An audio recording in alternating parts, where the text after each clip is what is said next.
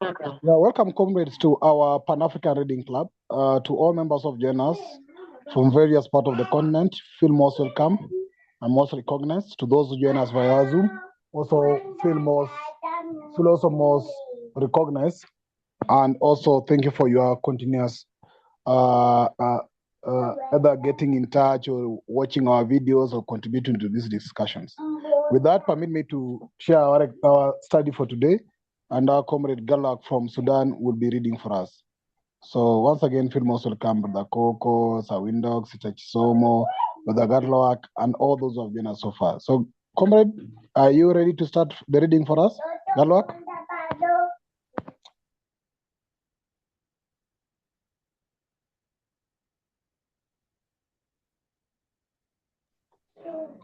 Thank you once again, guys. Can I starting from the beginning because it was not recorded before? So I think I can starting from the choose the media. Is that all right? Yeah, start from there. Let's go. Pre-media is vital for pro-democracy activities, and therefore the establishment of the one should be of the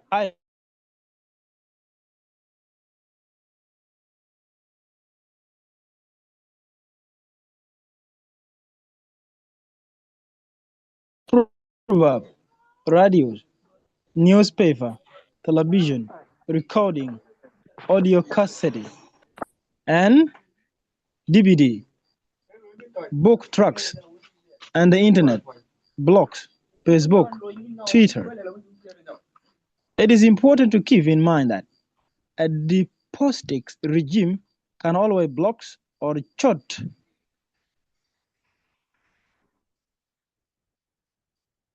Yes, can you click for me next?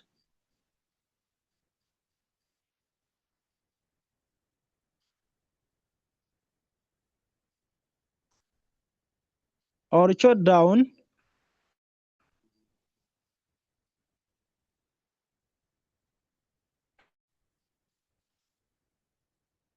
a critical media outlet, and that the Is it remaining cutting? one. Sorry, is it cutting or is Yes, it you me? can stop from there. Yeah, I also end up sometimes losing our Often if it's also from instead. Same for me, please. Control it. Our It's cutting, radio isn't station. it?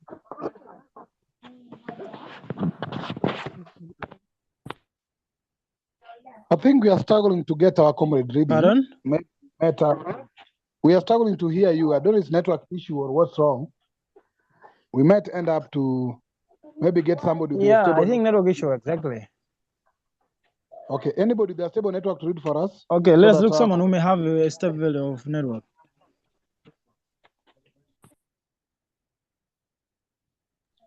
Anybody with some stable connection so that can read for us the paragraph for our discussion?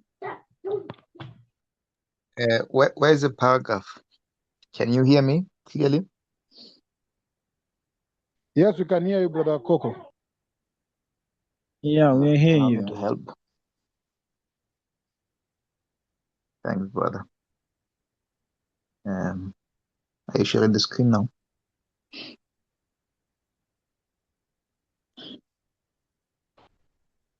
Okay, are you all ready? Yes, sir. Get a move. We are ready. Brother. Thanks, comrade. Choose the media. A free media is vital for pro-democracy activity, and therefore the establishment of one should be of the highest priority. Various media can be used to transmit the message of freedom, poetry, music, folk songs, proverbs, radio, newspaper, television, recordings, in brackets, audio cassette and DVD, books, tracts, and the internet. And in brackets here, we have blogs, Facebook, and Twitter, close brackets. It is important to keep in mind that a despotic regime can always block or shut. Please scroll down, Comrade Pigman.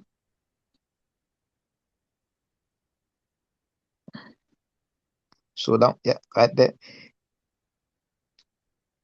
Just come down a bit. There's that pack up. Yeah, there. Thank you. It is important to keep in mind that a despotic regime can always block or shut down a critical media outlet, and that the remaining ones are often state-controlled. However, rebel radio stations can be set up in a neighboring country at a secret underground location on land or on a ship moored offshore. Frequencies can be changed to thwart jamming. Tracts, books, and newspapers can be printed outside the country and smuggled in. Nevertheless, the choice of medium must be determined by the content of the message. General information that discredits the regime, in brackets, brutal killings, human rights violations, etc., close brackets, can be placed on any medium, as can criticisms of politics and of direction of the government. Messages intended for supporters need to be protected and must be a bit more discreet, as they can be intercepted. Messages detailing electoral or opposition strategy should never be texted, published, or posted on Facebook or Twitter. Discrete messages can be sent via cassette audio tapes, DVDs, or fax. North Korea's information blockade is crumbling as DVDs of TV shows and CDs of music from free and prosperous South Korea are smuggled into the country. In Zimbabwe, NGOs have been distributing shortwave radio sets to rural residents to enable them to receive alternative radio programs broadcast from abroad. Studio 7, Radio VOP, Voice of the People, and Shortwave Radio Africa, broadcast from Washington, South Africa, and London, respectively, have about 1 million listeners. Set up, or should I stop there? Yeah, let's discuss that on that element of the radio. Okay.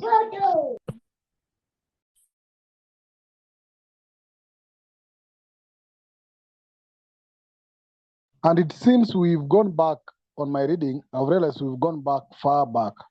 But let's discuss that element a bit. I'll get us to the right text where we should be. But I realized that was way back from where we discussed some time back. But anybody who can contribute to this tactic on the importance of media, especially radio and TVs, feel free to contribute to this. Or who has any view on what the author is saying, just feel free to share your thinking. Yeah, we were meant to be talking about that. Last time we talked about that, if I remember. If you recall, we talked about Odious dead last time. Yeah, that's what I'm saying. We should be going to Odious dead. But let's just have a short review on this now that you've read it. Anybody who has a comment on the media?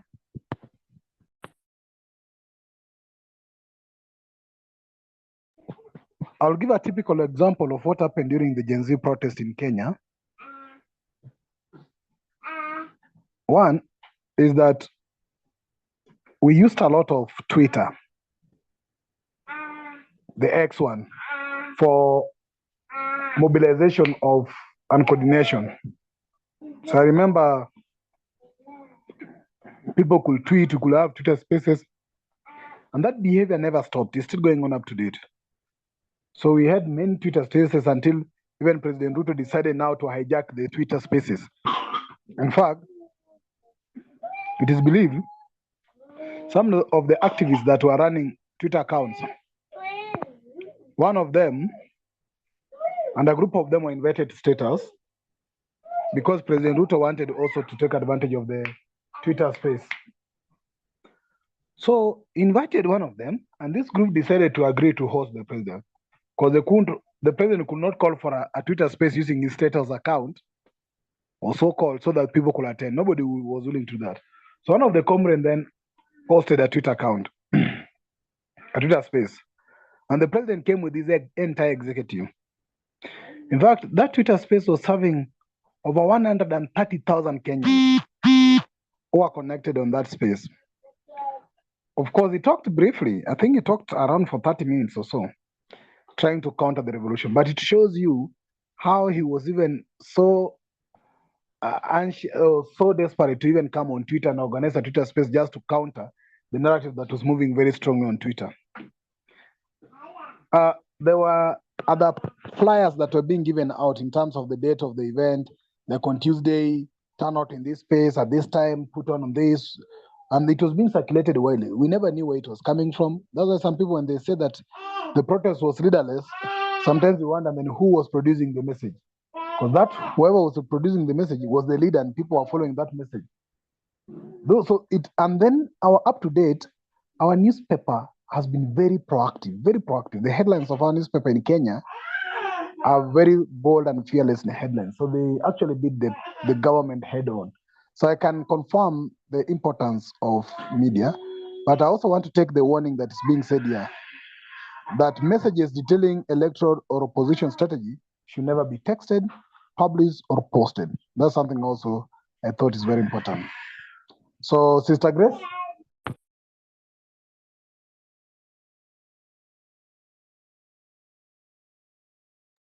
Hello, good evening. Yeah, no, I remember, I suppose this book was written before social media took off to what it is today. So I remember when we were switching from one party room to multi-party in 1994, somewhere there. Yeah, they were we would hear that the rebels in other countries like Zambia, UK, and wherever were using faxes and, for the campaigning and communicating between people. But today we have these others, the current social media. So when we had elections last year, social media was very, very active. In my country, we're not yet utilizing Twitter as such, X, but it was Facebook and WhatsApp. So Facebook was really, really, really, really intense. And I remember the governing party at the time complaining that they were complaining to the mainstream media that people are not listening to you. They're listening to social media because to them social media was how shall I put it? Meaning something inferior, or because it's ordinary people reporting things, therefore it can't be reliable. So they were telling one red TV station that they're no longer listening to you. They're listening to things like Bakiri Muluzi TV on Facebook. This and that. And that was true. We just stopped listening to the mainstream media because mainstream media only publishes what they've been paid to publish. So somebody will publish, will give them an article or a news item, and that's what they would discuss or publish, whereas social media was just saying things as it is, what people are observing in their own area, or what somebody or what an MP has done. So it was so intense, and we were coaching each other, saying we shouldn't get them back in. So and so is like this. So the idea was to recall back the previous president. We want him back. We want him back. And the then governing party was saying he's too old. He can't do anything. He can't even leave the house. He can't even do this. He won't be able to do anything. He can't. And they did believe that he can't win because he's too old. Whereas the committee Malawians were saying, we don't care even if he's on a wheelchair, we will still elect him. We want him back. He wasted our time. And exactly that's what happened. The guy came back with almost a landslide. Thank you.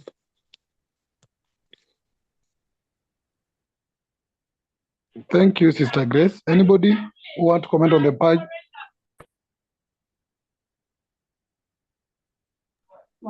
If not, we'll go straight to where we were supposed to be discussing Odious debt. Anybody who has a comment on media?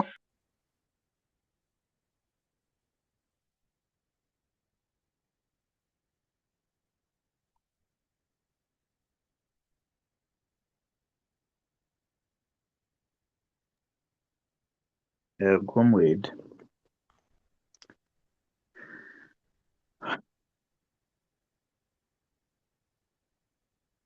am I audible? Yes, Brother Coco, you're audible.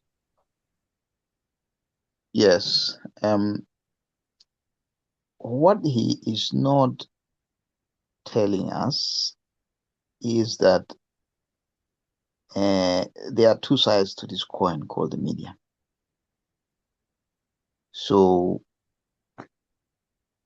in fact, he is talking about activist media, activists, radio station, activists, TV. But most of the media is held by the people who will not want to lose power. So I think what he should be saying is that we boycott all mainstream media, or even those which look private. We have to be wary of who owns those media, because under the propaganda model, they are used to control us, regardless. So as Sister Chisomo said there about avoiding mainstream media, it's important. And we saw it happen en masse during the Ukraine war, because there was so much propaganda coming from the Western countries that you didn't really get the true picture unless you started looking at alternative medias. It became blatant. And again, you can be, we are grateful that we are in the year of the social media now. We can know what is happening. Even in the happening war now in between Iran and Israel, we will never know the truth of what's happening in Israel. We'll probably only know what's happening in Iran. And again, within Iran themselves, there will be some information that they withhold from us. So that aside, this strategy was used effectively during the colonial struggle, anti-colonial struggle by Dr. Nkrumah with George Patmore. So what was happening at that time was that BBC, Voice of America, and Radio France International, RFI, were broadcasting propaganda within the Ghanaian society, not just the Ghanaian society, within the whole of Africa. What Dr. Nkrumah they then did was they established their own radio. They established their own radio under Africa Bureau. And that radio was the one which they used to broadcast to freedom fighters across Africa. And Dr. Nkrumah also had the slot during that. in that, it was also broadcast both in English and in French. So again, you can argue that it had his protection because it was in a country or under someone who was progressive and liberal in approach or radical in terms of trying to change. But if you are in a country or under a despotic regime, then you have to find ways. And now we have the social media, we have the Twitter, we have the WhatsApp groups, which are, you could argue, are more protected, or Telegram. So we have moved away from that. Let me stop there. Thank you. Thank you, Brother Coco. Brother Coco, I'll be interested. Thank you for that contribution on media. I'll be interested if you lead us on this Odious debt. And I will request you to be very particular to the text. I know sometimes you comment on what the author is not telling us, but also I would like you to comment on what the author is telling us as an economist here when it comes to this Odious debt. Sister Tapua, I see you wanted to say something. Sister Tapua?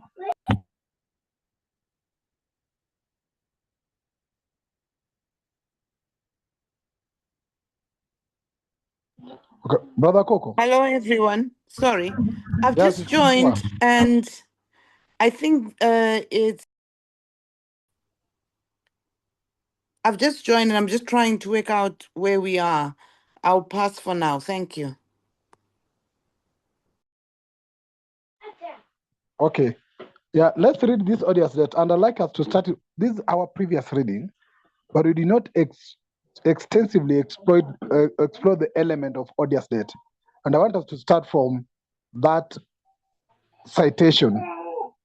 Then we can read that citation because this is the last text on this element. Then we go to the last part on the other part on the on protection of the election, of the electoral victory, which is here, ensuring electoral victory. So let's first of all relook at this Odious debt, and probably guided by Brother Coco, and all of us will share our thinking as well.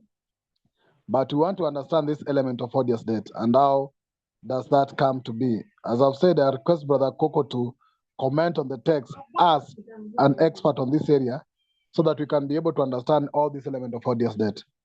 I will request anybody willing to read for us to at least read for us that paragraph from the citation until the end of that section, then we can have a discussion about it. Anybody who is willing to do that?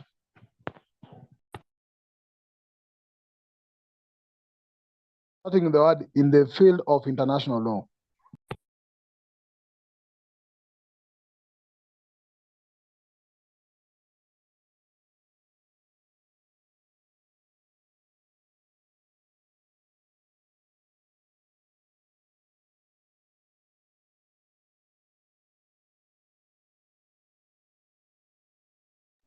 Is there anybody who can read for us the text on the word in the field of international law? Yes, I can read. Thank you, Right. sister. Okay.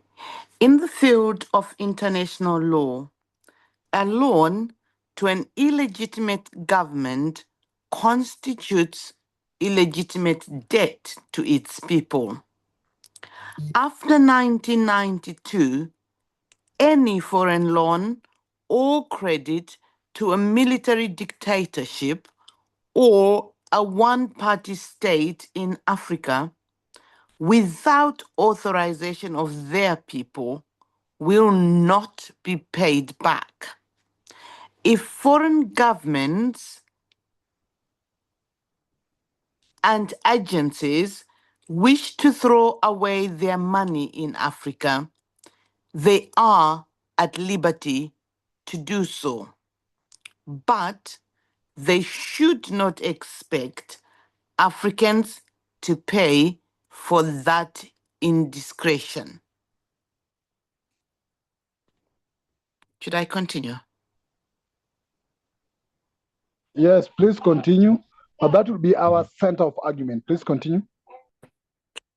In February 1993, I repeated this testimony before the US House Foreign Relations Committee and urged that US aid to Africa should be restricted to the 17 countries that were democratic, a number that had fallen progressively to 15. My testimony had some effect. In November 1993, the Clinton administration overhauled the US foreign assistance program. Burundi, Guinea, Sierra Leone, Togo, and Zaire were among the African countries declared ineligible to receive USA aid because they were not democratic.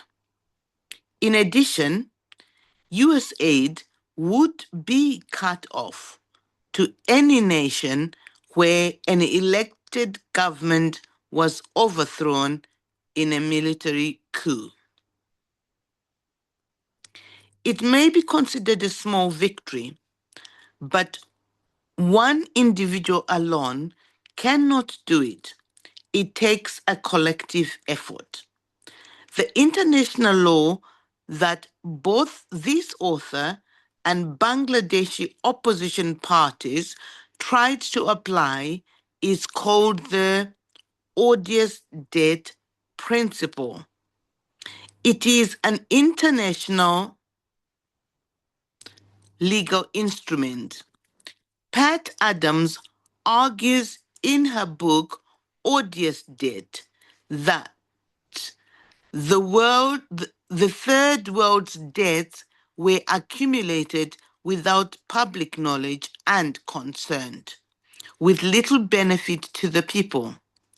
Having paid once with their environment as the loans finance destructive development projects, among them hydro dams flooding forests and irrigation schemes destroying farmland. The third world populace finds odious the proposition that it pays one more. The United States applied the odious debt doctrine in 1898 when it captured Cuba from Spain and refused to repay Cuba's debts to Spain. Costa Rica applied the doctrine in 1923 when it refused to repay the debt incurred by the former dictator Federico Tinoco. The principle was also resurrected in South Africa, where billions of dollars had been borrowed by the former apartheid regime to oppress the Black majority. The Alternative Information and Development Center, a non-governmental organization based in Cape Town, said South Africans should not shoulder the burden and be penalized for the debts of a system that oppressed them. In June 1997, the Alternative Information and Development Center, AIDC, launched a campaign against this odious debt. In 1999, the Latin American and Caribbean Jubilee 2000 Coalition described the foreign debt of member nations as illegitimate because in large measure it was contracted by dictatorship, governments not elected by the people, as well as by governments which were formerly democratic but corrupt. Most of the money was not used to benefit the people who were now being required to pay it back. Activists want legitimate debt to be repaid and illegitimate debt repudiated. Nobel laureate, former chief economist of the World Bank, and former chairperson of the Council of Economic Advisers, Joseph Stiglitz, made a persuasive case for the repudiation of much of Iraq's odious debt, which exceeded 60 million. He wrote, Iraq needs a fresh start, and the only real way to give it one would be to free the country from what some call its odious debts. Debts incurred by a regime without political legitimacy, from creditors who should have known better, with the monies often spent to oppress the very people who are then asked to repay the debts. Most of Iraq's current debt was incurred by a ruthless and corrupt government long recognized as such. Again, one person alone can't do this. Opposition forces or a council of grand elders need to take up the initiative. An expert on international law should be employed to craft a legal notice to be placed in newspapers, both local and foreign, with copies to the World Bank, the IMF, the Hague Permanent Court of International Justice, International Court for Debt Settlement, the London Club, and the Paris Club, which are groups of creditors' nations.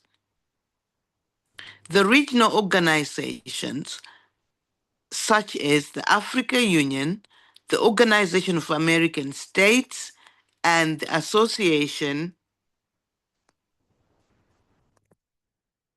of Southeast Asian Nations. Perhaps the threat of repudiation or renegotiating odious debt would force the World Bank, the IMF, and other foreign creditors to be more careful and discerning in lending money to corrupt and illegitimate despots. Internal support despots also survive to wreak mayhem on their people on account of the support they receive in their own countries. Therefore, severing the external props or stanching the flow of loans and arms from them alone is not sufficient.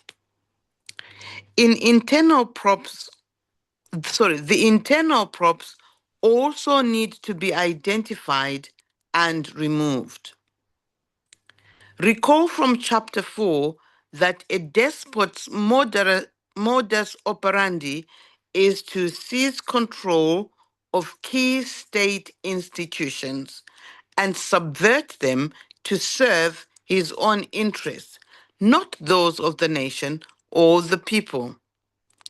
These institutions are the military or security forces, the civil service, the judiciary, mass media, the trade unions, and academia, among others.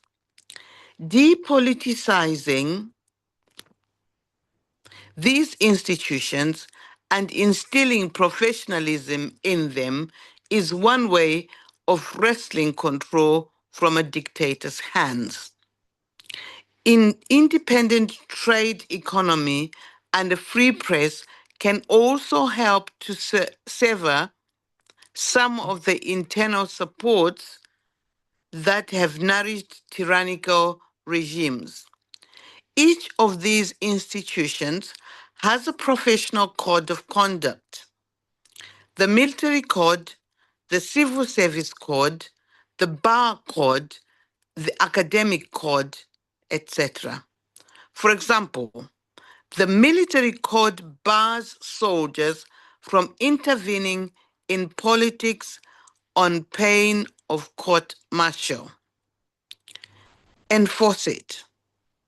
Ask and write about the military's function in society. It is to defend the territorial integrity of the country and to protect the people. If the military won't reform itself, disband it and call for a referendum on the military. The role of the judiciary is to serve justice and uphold the rule of law. Judges who miscarry justice should be removed from the bench. Insert in the bar code a statement that no judge or justice of the peace shall swear into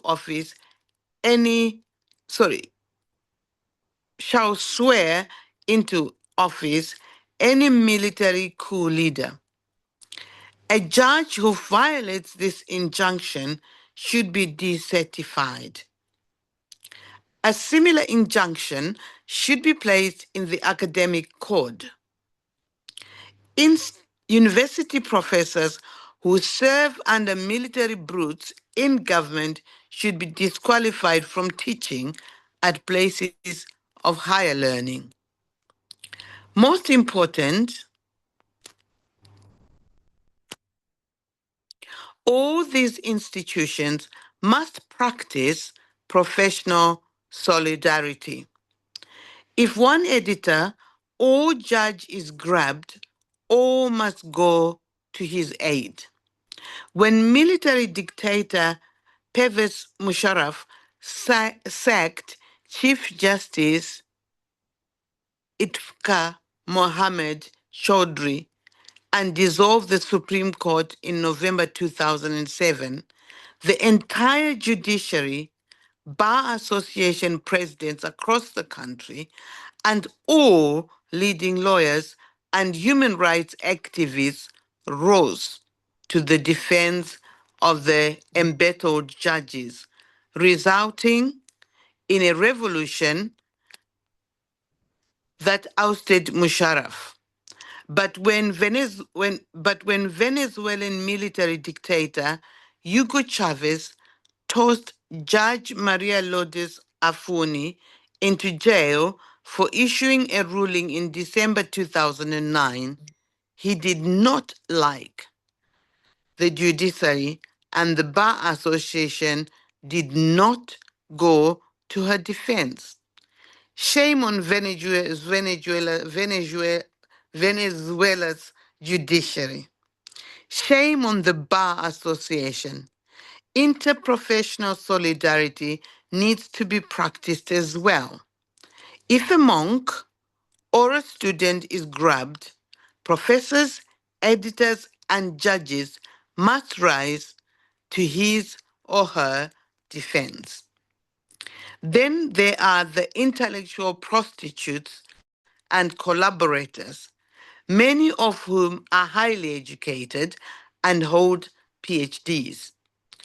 A multitude of them have sold off their consciences, their integrity, and their principles to serve the dictates of barbarous regimes. As prostitutes, they have partaken of the plunder, misrule, and repression of their people. They need to be identified, warned, and punished. Thank you, Sister Tapua. The author is sending very harsh words indeed. Yes. There's a lot.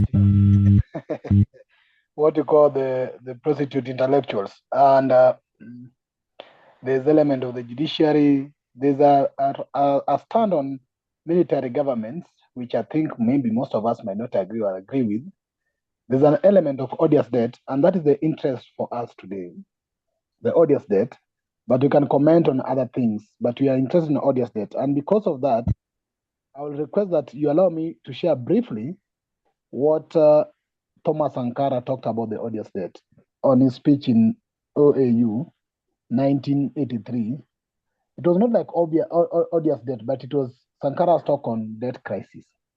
And I think that also led to either him being it followed him to be removed from power based on that speech. So we want to focus a bit on this element of debt. And there are very strong stand from Dr. Haiti on how such debt should be dealt with. But we'll also be hearing from what Sankara talks about this. I don't know if we might be able to read the entire speech of Sankara, which can be 5 minutes. Should we do that, or should we go straight to the element of the debt? I want to tie the two conversations for us to have a complete conversation on the debt and the debt issue, because Africa is facing a lot of problem on the debt issue. If somebody will be willing, probably can go very fast to read on this element of the entire speech, but our focus will be on what Sankara proposes on the debt. Is there anybody who can read for us this speech that I'm sharing? I could read. It's all right. Please go ahead. Is my mic on? Yeah. Your mic is on. Go ahead, sister. Okay, thank you. Mr. President, heads of delegations, at this moment, I would like for us to speak about another pressing issue, the issue of debt, the question of the economic situation in Africa. It is an important condition of our survival as much as peace. And this is why I have deemed it necessary to put several supplementary points on the table for us to discuss. Burkina Faso would like, first of all, to talk about our fear. Our fear is that there are ongoing United Nations meetings, similar meetings, but less and less interest in what we are doing. Mr. President, how many African heads of state are present here when they have been duly called to come and speak about Africa in Africa? Mr. President, how many heads of state are ready to head off to Paris, London, or Washington when they are called to a meeting there, but cannot come to a meeting here in Addis Ababa in Africa? I know some of them have valid reasons for not coming. That is why I would suggest, Mr. President, that we publish a scale of sanctions or penalties for the heads of state who do not presently respond to the call. Let's make it so that through a set of points for good behavior, those who come regularly, like us, for example, can be supported in some of their efforts. For example, the projects that are submitted to the African Development Bank should be multiplied by a coefficient of Africanness.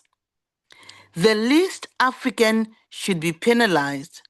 With this, everyone will come to the meeting.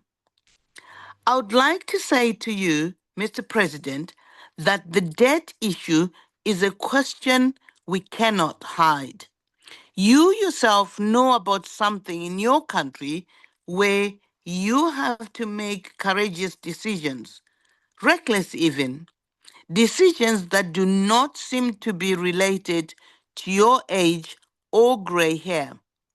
His Excellency, the President Abib Bogba, who could not come but had us deliver an important message given this other example in Africa. When in Tunisia, for political, social, and economic reasons, has also had to make courageous decisions. But Mr. President, are we going to continue to let the heads of state individually seek solutions to the debt issue at the risk of creating social conflicts at home that could put their stability in jeopardy and even the construction of African unity? The examples I have mentioned, and there are others, warrant that the United Nations summits provide a reassuring response to each of us in regards to the debt issue. We think that debt has to be seen from the perspective of its origins. Debt's origins come from colonialism's origins. Those who lend us money are those who colonized us. They're the same ones who used to manage our states and economies. These are the colonizers who indebted Africa through their brothers and cousins, who were the leaders. We had no connections with this debt. Therefore, we cannot pay for it. Debt is neocolonialism, in which colonizers have transformed themselves into technical assistants. We should rather say technical assassins. They present us with financing backers, and if someone's backing could create development, we've been advised to go to these leaders. We've been offered nice financial arrangements. We've been indebted for 50, 60, and even longer, 60 years and even longer. This means we've been forced to compromise our people for over 50 years. Under its current form, controlled and dominated by imperialism, debt is a skillfully managed reconquest of Africa, intended to subjugate its growth and development through foreign rules. Thus, each of us becomes the financial slave, which is to say, a true slave of those who've been treacherous enough to put money in our countries with obligations for us to repay. We are told to repay, but it is not a moral issue. It is not about this so-called honor of repaying or not. Mr. President, we've been listening and applauding Norway's Prime Minister,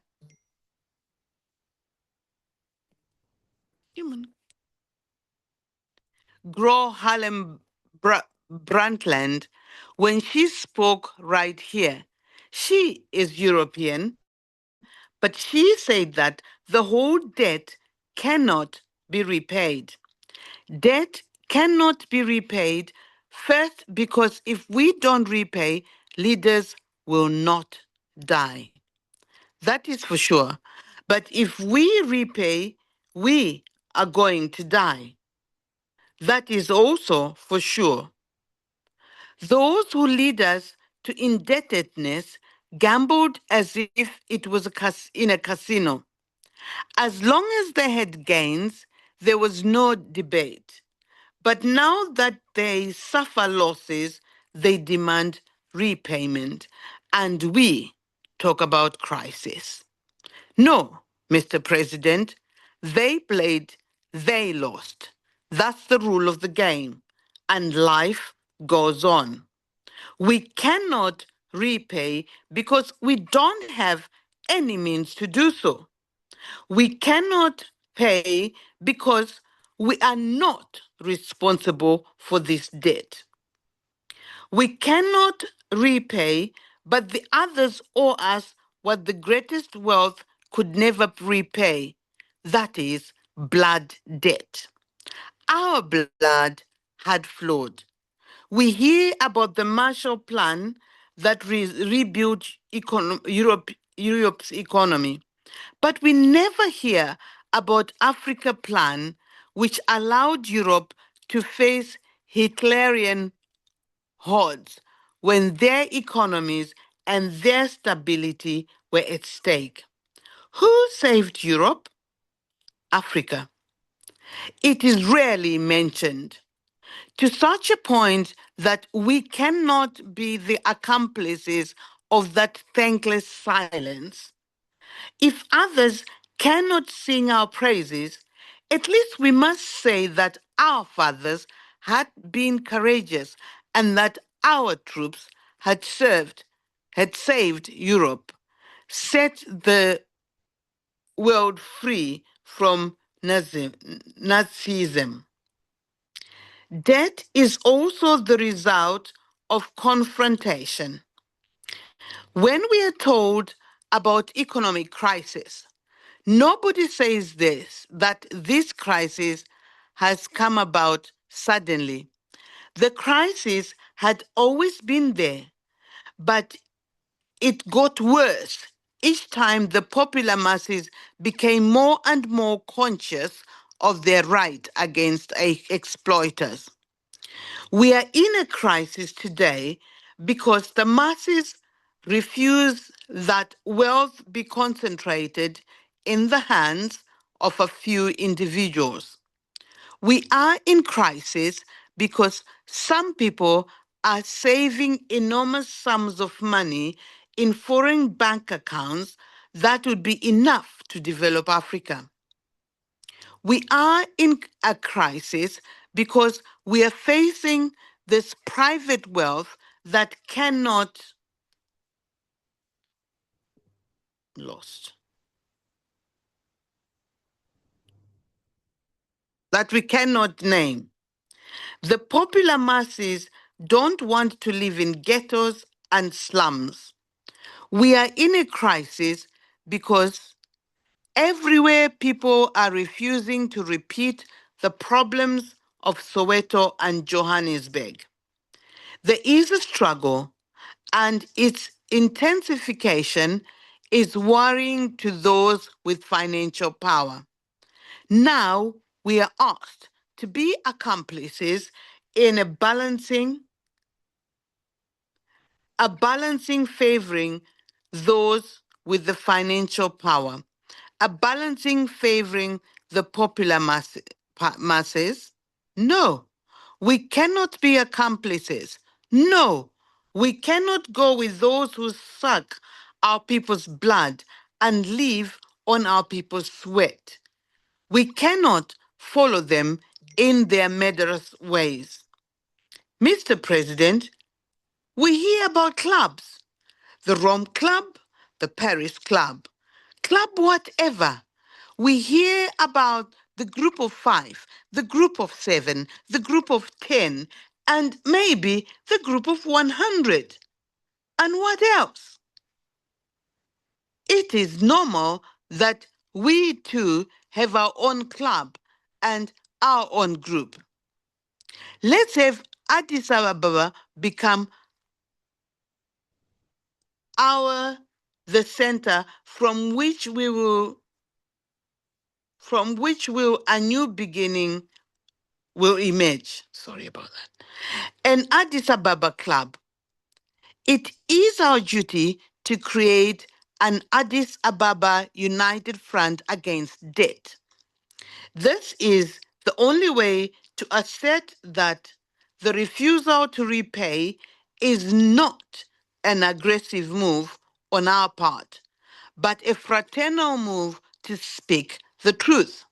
Furthermore, the popular masses of Europe are not opposed to the popular masses of Africa. Those who want to exploit Africa are those who exploit Europe too. We have a common enemy. So our Addis Ababa club will have to explain to each and all other debt should not be repaid. And by saying that, we are not against morals, dignity, and keeping one's word. We think we don't have the same morality as others. The rich and the poor do not have the same morality.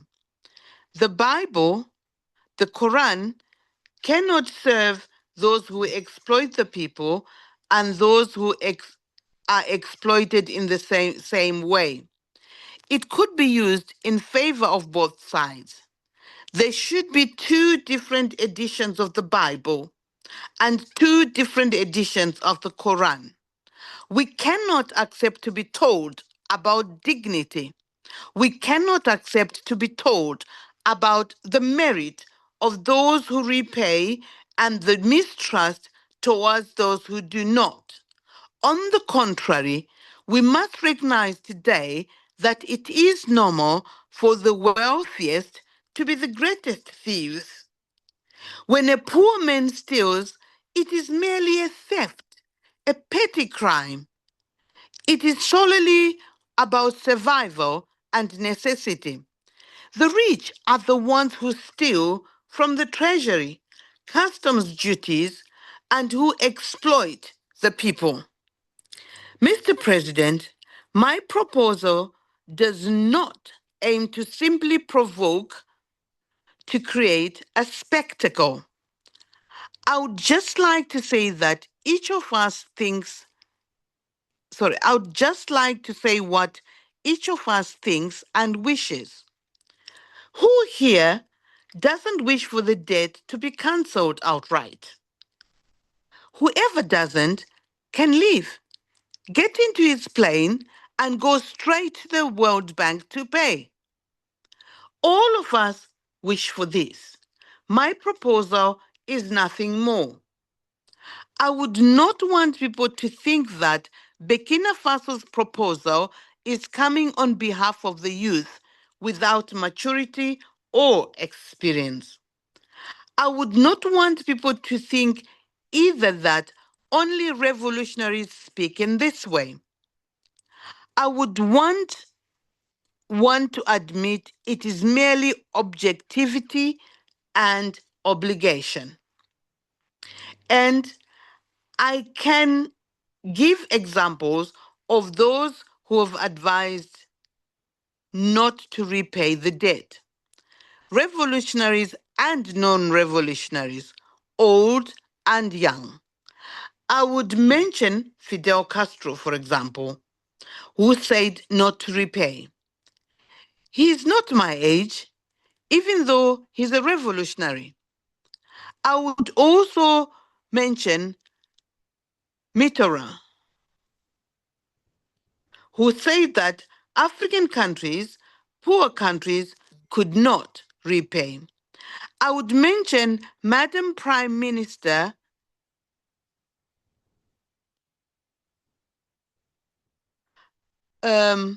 Norwegian Prime Minister Gro Harlem Brundtland. I don't know her age, and I would begrudge myself to ask her, but it's an example. I would also mention President Felix Bignor.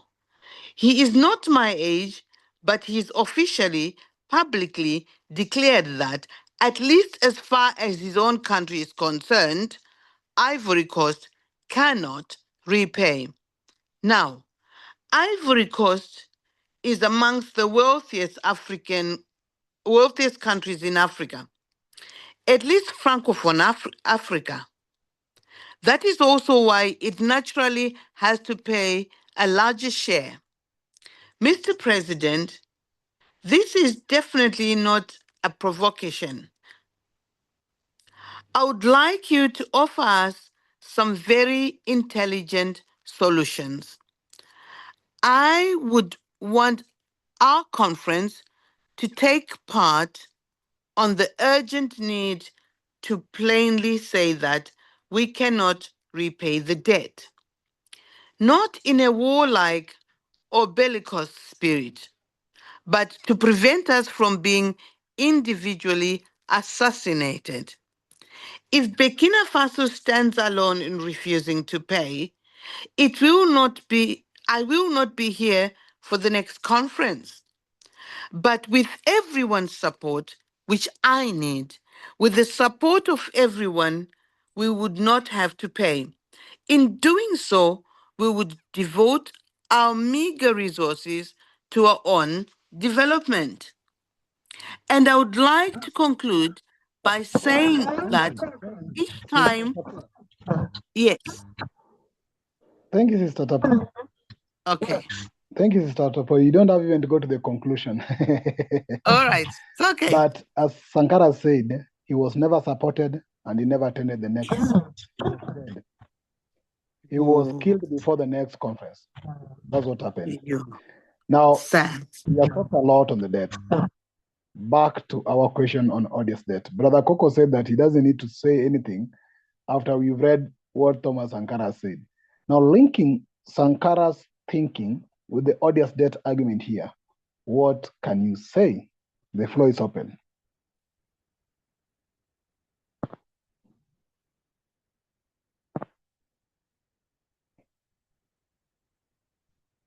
Hello, can you hear me?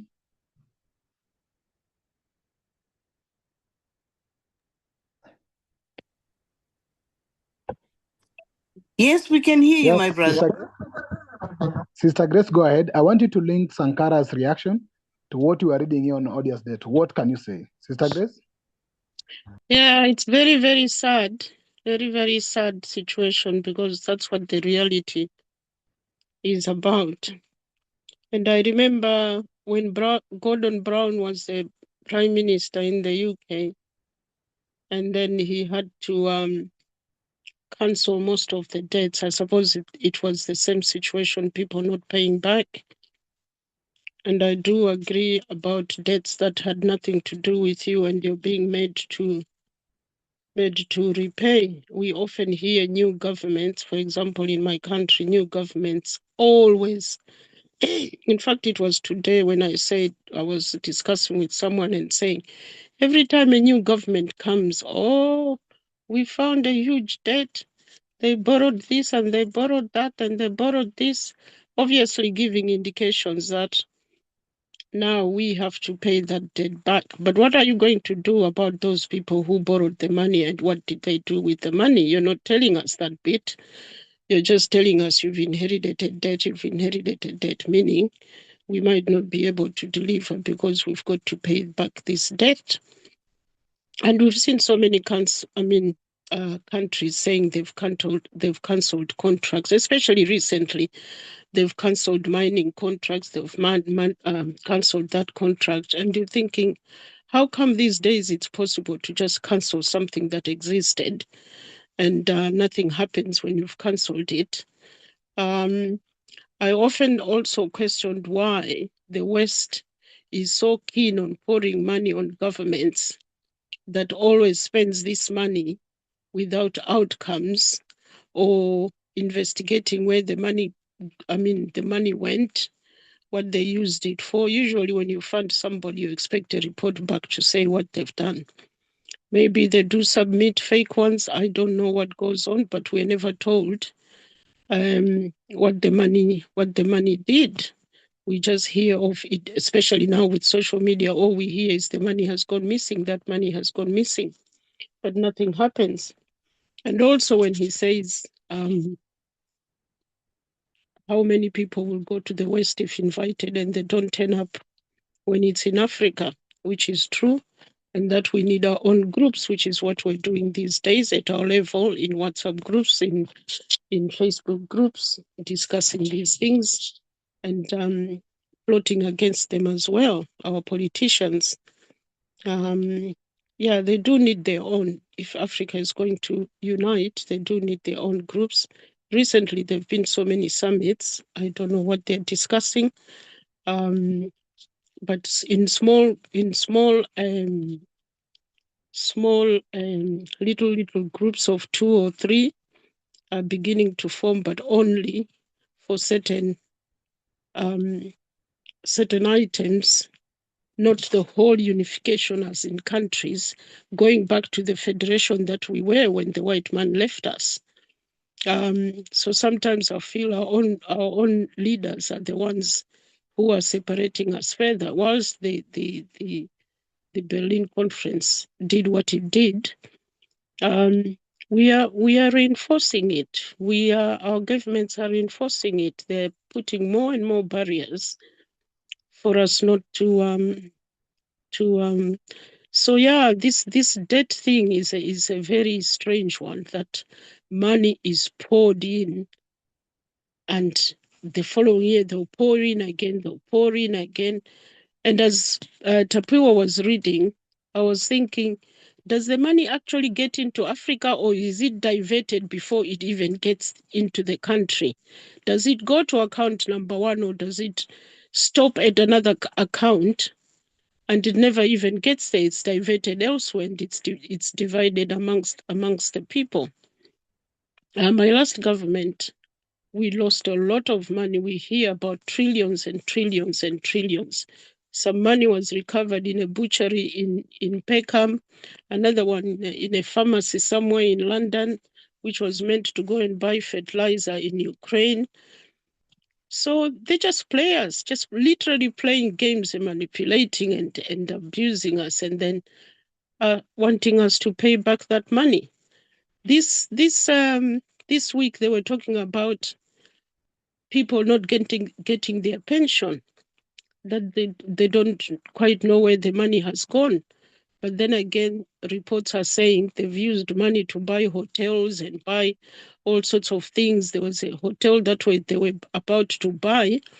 It was initially charged at 30 million in the then money, and now it's 128 billion. How did we get there? So it's happening continuously.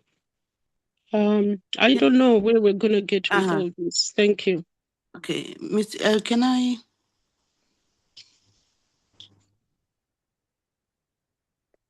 Sister Tapu. Yes. Yes, Sister Tapu. Go ahead. Yes. As I was reading, my own country came into my mind, because Odious debt is illegitimate if governments are seen as illegitimate. And this is where the heads of state in situ seem to, because they claim legitimacy, therefore, their claim is seen as a reason why they should be loaned money. But for example, in Zimbabwe, after the 2008 elections, and the outgoing President Mugabe actually said we lost the election, and people know they've lost elections. And now we almost suspect that they've lost all elections. Even observers actually come and say, oh, they did not go as well. And there's always that suspicion. And after the coup that was not a coup, I mean, that whole thing, when you've got a situation where a coup takes place, but it's seen not to be a coup, it legitimizes, in quotation marks, the regime when we know it's illegitimate.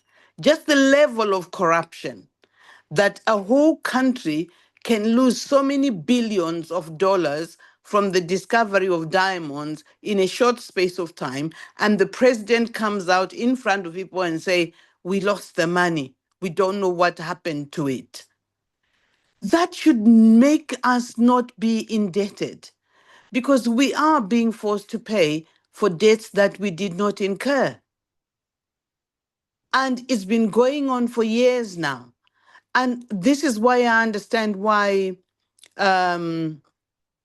Thomas Sankara spoke as he did, and why Burkina Faso is in the position that it is in now, refusing to pay French debt. And thank God, at least it's 3 countries that are united. But they're as exposed as Sankara was during the time that he spoke in Addis Ababa. I think we need to press our presidents to stand up and be counted, because we are stronger together than we are individually. Thank you. Thank you, Sister Tapua. Anybody want to comment on this? We still have some time. I wish everyone could comment on this. Anybody? In my list, if you want to comment on this debt issue and the odious debt. Sir Windhoek, you have something to say on this? Or Sir Windhoek does not have a mic. Let me look at my list. Let me get to Brother Cook. I'll come to you later. Brother Philip, we have Philip Springer who will speak later, but let's start with this Philip from Ghana. Brother Philip. Hi. I had a feeling Sankara was saying that it was actually the West that owed us a greater debt. Mm-hmm. And on balance, he argued against the fact that we actually owe them a debt. And so that's my feeling, and I agree with that. I think that it is a position that ideally the presidents, ideally all the presidents, African presidents, should be able to take. But in reality, we know that some of them are compromised. But that is my feeling from what I've heard so far. Thank you. Sister Grace, I'll come back to you, but let me first of all go through my list. I'll come back to you. Brother Sershaba, I know you joined us in the midst of our conversation, but we are looking at this odious debt, and I think you have heard what Sankara was talking about it. Do you have something to say, Sershao? Brother Sershaba? If not, then I'll go to Brother Coco, then Janunaki, then Brother Philip Springer, then I'll come back to the hands that are up. Brother Coco? Are you around? I know you say you could step out a bit, maybe you're not around. But if you are not, when you come back, I'll allow you to speak. Janunaki, what do you say about these dates? And welcome. I think you came late a bit, but yeah, welcome to the session. If you have any comment on the date that you've been reading, Brother Anunnaki.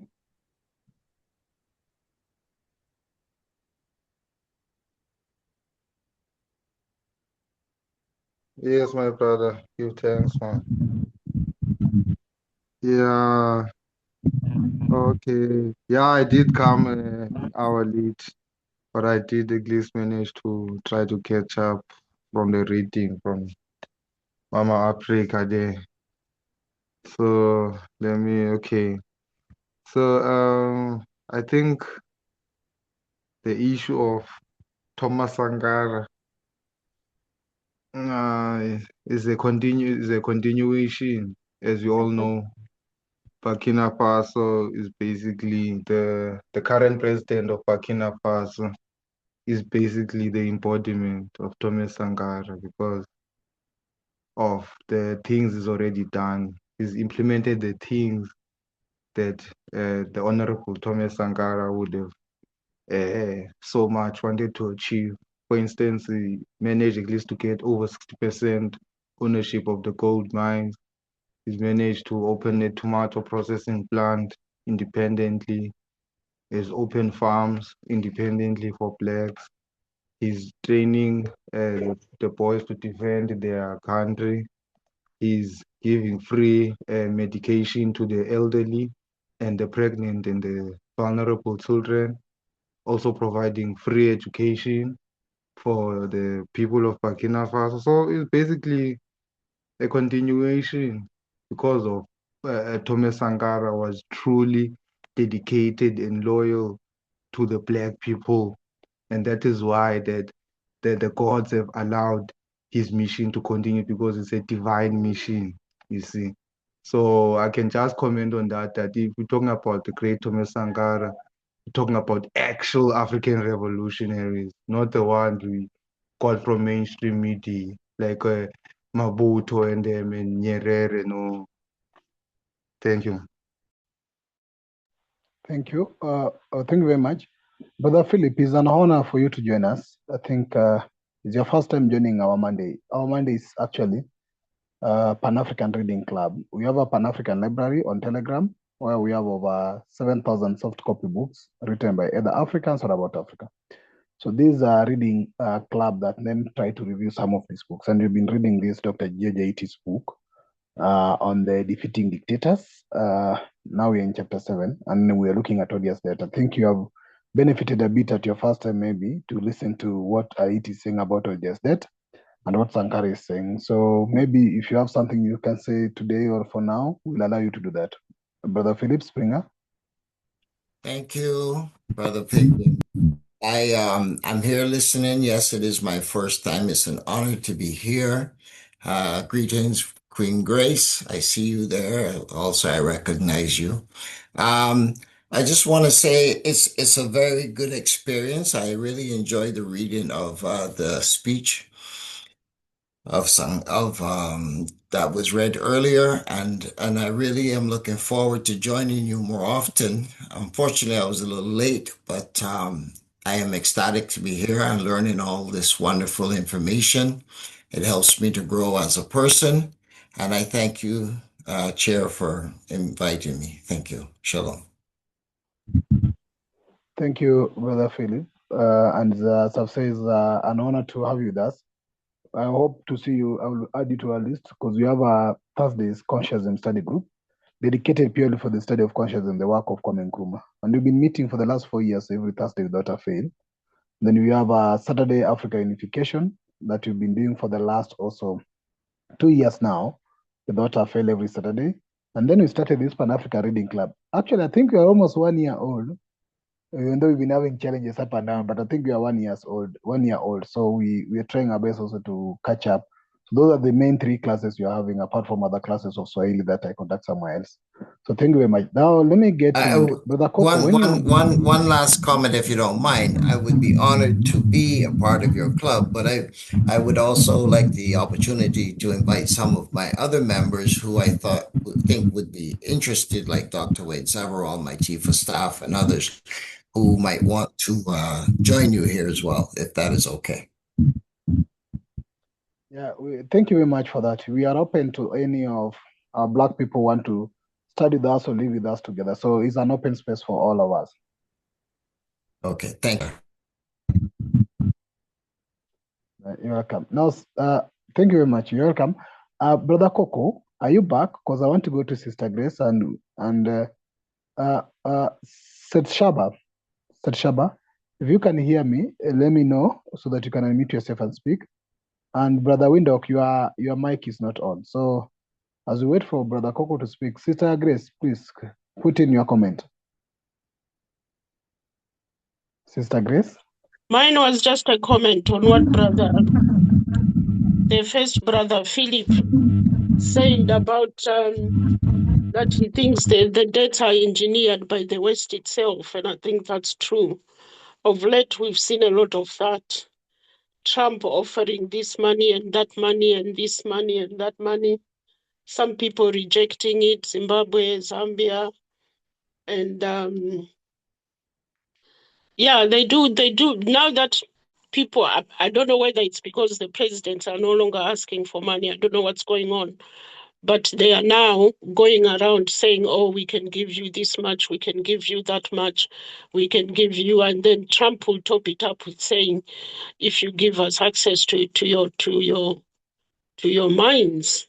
So how do you put a price for the mines with a fixed sum? How much mines do we know you're going to take out of our land? And is this money a debt or not? The countries are not telling us. But we just hear that Zimbabwe refused because the terms, and for some reason, the money is attached to the health sector. Why? What do they want to do with our people in the health sector? Thank you. Thank you, Sister Grace. Anybody else want to come in? We are still having 20 yes, minutes please. to go. Yes, please. Sister Tapua? Uh-huh.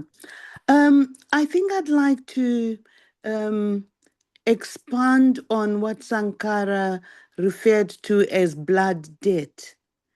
And I'm thinking particularly of reparations, because the debt that Africa currently owes is nothing compared to the debt that the West owes. If they were to look at the reparations that they're supposed to give Africa because of the exploitation and the extent that they deprived us of our very existence of and of our being who we are. So this debt should be cancelled, not just on odious debt, but on moral principle. Imagine if Africa had legitimate governments and we still had that debt, it would still need to be cancelled because they owe us big time, very big time. That's all I wanted to say. Thanks. Thank you, Sister Tapua. I was trying to look for the PDF for that speech, but I've found the link that I've shared in our chat. So you can use that link to get the entire speech by Sankara on Thank the you. audio, on the debt. Please use that. Thank you very much. Anybody want to? Welcome. Anybody want to comment on the debt element? And I'll be touching on some few elements of the author's speech that I had contradictions with. One is the element of an illegitimate government. What constitutes an illegitimate government? And I think Sister Grace, you raised, or Sister Tapo, you raised the element of why do they consider themselves legitimate, you see? Because the author says that an illegitimate government constitutes to an illegitimate debt to its people. I know the author has issues with military dictatorship, as he says it, that I don't want to focus on at this particular moment. But the question is then, the author is putting some moral obligation to those who lend. And he says that in the last quote here, that if a foreign government and agencies wish to throw away their money in Africa, they are at liberty to do so. But they should not expect Africans to repay for that indiscretion. I think that's a very important statement. Because you see across the continent today, like in Kenya, we've been pushing the deal of odious debt. In total, and I'll give you a very simple scenario. I think it is recorded, and I have that PDF somewhere. That in the last 10 years, leave the years between 2013 to 2023 in Kenya, it is on record that the government of Kenya borrowed a maximum of, what were they saying? A maximum of around 1.3 trillion. That is the debt that is processed through Kenya shillings, that is processed through parliament. Because you see, the proper way for a government to borrow is by parliamentary approvals. Now, what has been tabled in parliament as either supplementary, whatever, that then requires that the government to borrow money, or the differences in terms of the government budget versus the revenue, that then accumulates to borrowing. And the tricky thing that the government does, I think Brother Cook as an economist could say this, the government knows the revenue projection. Then they project budget beyond the revenue so that they have a space to borrow for the deficit. But even such borrowing must be approved by parliament. In one of the case thing that I was doing, and I was helped with one of the guy who is also a rich man in this country, is that on records, fake records, whatever record is it, it was listed that the government had debt of 11 trillion Kenya shillings. 11 trillion Kenya shillings. Well, actual debt that had passed through the parliament for approval was close to 3 trillion. And within the same period, on records of government, the government had repaid almost up to 8 trillion, beyond even what was officially approved in parliament. But still, the government is still owing another 11 trillion. You've paid 8 trillion. The record still says that you have 11 trillion. And the actual money that was borrowed is around 3 trillion. If you calculate that, you basically realize that there's almost a claim of over 20 trillion that is disappearing somewhere in the name of debt. Two possibilities have also come up. One is that it's possible that this money do not get into the country. So you say IMF has given a Eurobond of 100 billion, but who actually accounted that money landed to Treasury? So there's a possibility that the IMF can take back the same amount and it's put on government, then the individual in government take the principal amount. These are possibilities. And therefore, the Kenyan government, the Kenyan citizens and the activists have been pushing that we can only be responsible and liable of debts approved by parliament. Because then parliaments, as per assumed, are the representative of the people. So any debt that was then discussed and approved by them is what we know. Any debt that never passed through that, because that is a constitutional requirement, we don't know. And they're not willing to pay. Now, this president we have was the deputy president of the former government. He has refused to take that action because he's part of the money that disappeared in the previous government. And he won't speak about it. Now, he has continued to be in the borrowing spree. In the last 3 years of his rulership or regime, now going to four, it is believed that he has borrowed close to 4 trillion, which is actually a trillion in a year, which is basically over 100 billion daily. And that's the rate at which our governments borrow. 100, which is close to $1 billion daily borrowing. $1 billion daily. The rate of borrowing in some of these governments are very crazy. Then when they walk away, now you put inflation, you put everything else so that the citizens repay. It's now believed in this country, in Kenya, that out of 100 shillings you have, 70 to 80 shillings are going for debt. So you're only left with 20 shillings. How do you survive in such economy?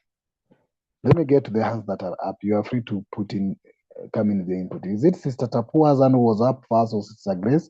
And anybody who want to speak to the entire text, both readings, please also come in. Let me start with Sister Tapua. Was your hand up? No, it's a legacy hand. Sorry. Okay, Sister Grace, go ahead.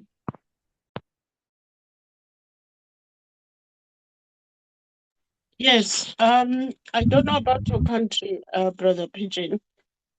When they say trillions this and trillions that, do they tell you who actually, where the money has been borrowed from? Because we're never told who borrowed this money or how the debt came about. We just hear that, oh, the last government borrowed this much and that much. And we never know where the money actually came from. At the moment, we have a situation where we are being told every district will be given, is it 500 billion or 5 billion or something else? District constituents, actually, it's not even district, constituents, about 200 and something constituents, each being given 5 billion, which was approved by Parliament. Now, Parliament approves the bill, the amount, wherever this money is coming from. And then the president says, okay, we're going to redistribute it into constituencies, and the constituencies will decide how to spend it with the district councils and the councillors and the communities and the chiefs. And then the MPs are saying, no, they want to control the money. The money must come to them, and then they must decide what they do with the money. So the courts and the president are saying, no, you can't. You can't approve the budget, receive the money, control it.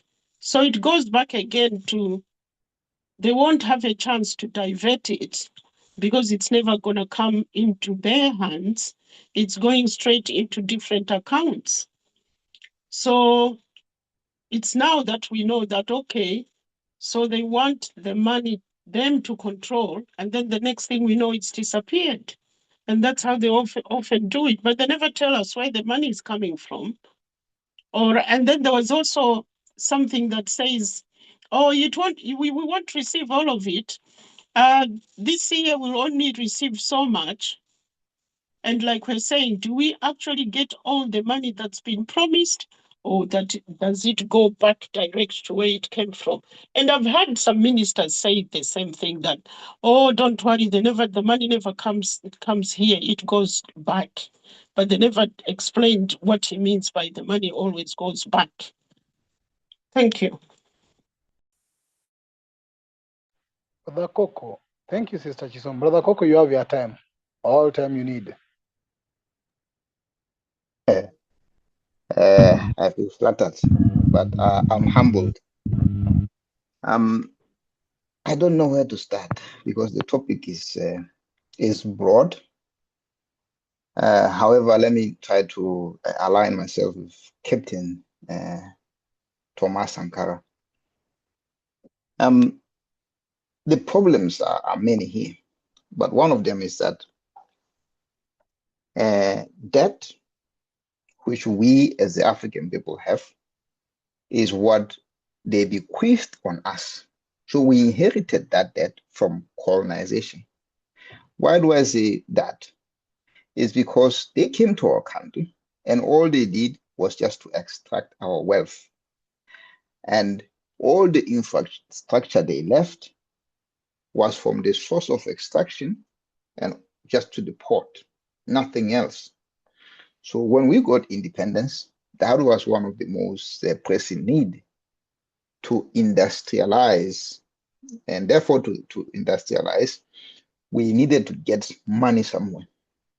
And unfortunately, the second point of that colonization is that they left their agents in our country. And those agents that they left in our country, they were only educated enough to run the colonial enterprise, nothing else, nothing more. And on top of that, they are being remunerated for doing well by the colonizer. Okay? So what I mean by that is that right now, any deal that goes into an African country, there are people who get a cut. And most of these are still these elites. Those elites do not have our interests at heart. Is what is in it for me. That's all they will always tell you. Then the other element is they continue banking with the colonizers. They still keep on banking in London here, bank in Switzerland, and bank in the Canary Islands. There is a video which talks about that London, when the empire collapsed, it actually became a financial center. That is how they still continue to hold on to our wealth. And you presented the report here, which showed that trillions of African companies, or companies that are extracting trillions of wealth from Africa, are actually listed on the London Stock Exchange. This is how they are doing things just for themselves. And there is the other element here of interest. We're not talking about that much.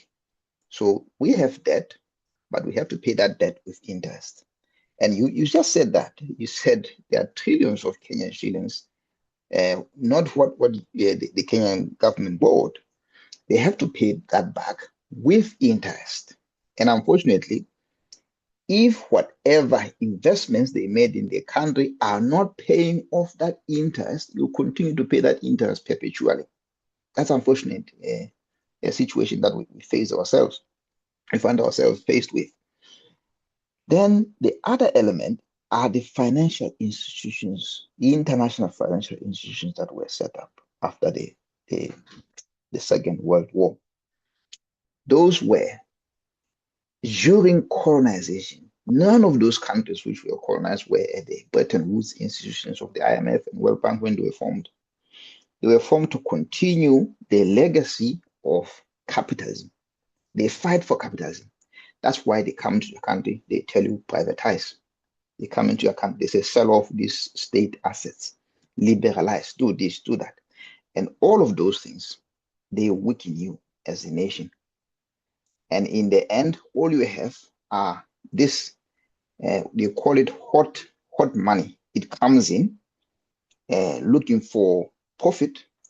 And then when they find the profit, the money goes out of your country. So in the end, you are still saddled to the debt. Okay? So the financial institutions, financial system is engineered to serve the West, not the countries, our countries, or the poor countries which were once colonies. So that is a problem. But what Ethiopia did is revolutionary. And I think that's what also Burkina Faso is doing. But Ethiopia, in financing the Grand Renaissance, they look to their diaspora and they look to the domestic sources to fund that. So that money becomes what they have. It becomes a national asset. The proceeds go back to the people. But let's not forget the biggest problem, which everybody can see here, is that the colonizer came to Africa with no money, nothing, and just took what was ours. Okay? He took what was ours, and we have to buy that from them. Or most of it is still owned by them. So land is the biggest capital which you can ever find. But it's not treated as capital most of the time. It's treated as land. It's immovable. But the money which they have is capital for them. So there is an element of accounting there which they have done to cheat us. And our money, our assets are still with them. That's why Dr. Nkrumah wrote neo-colonialism, the last stage of imperialism, because he realized that we got political independence, but we never got back economic independence. So without economic independence, we continue to serve them. Our assets are not giving the Africans what the Africans need. And then when you add that to the fact that our economies are still geared for exporting raw materials and then importing finished products, it means we are always in a deficit. That's why we are in debt perpetually. I hope that's clear. I know it's very short, but I try to be as succinct as possible without actually talking about socialism and capitalism, that element.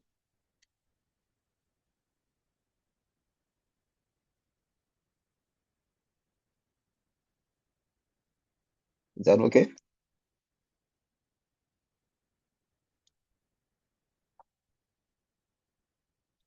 That's okay, Brother Coco. Okay. Okay, but for those that are not attending the sessions, it's actually important now because we are talking about capitalism and socialism, where we see. Sorry, I couldn't hear you because I was having some internet connectivity issues. But I think, thank you for your contribution, Brother Coco. Yeah. Just one last point before. Okay, go ahead. We are talking now about capitalism versus socialism, and there is a point where Dr. Nkrumah said there is both an internal colonialism and external colonialism. I can hear myself. I think the mic is doing the echo. Sorry. So right now, our elites or capital in the hands of the few in Africa is now a new form of colonialism. So there is both neo-colonialism and the old colonization, which is now being done by our people. Those of our people who are hoarding everything that they have are contributing to that. And the only thing that we can deal with that, we can even write off the debt. Don't forget we had what was called highly indebted poor countries initiative in the 1990s, which canceled a lot of Africans' debts, like Zambia. I think Ghana also benefited from that. But those countries are again indebted.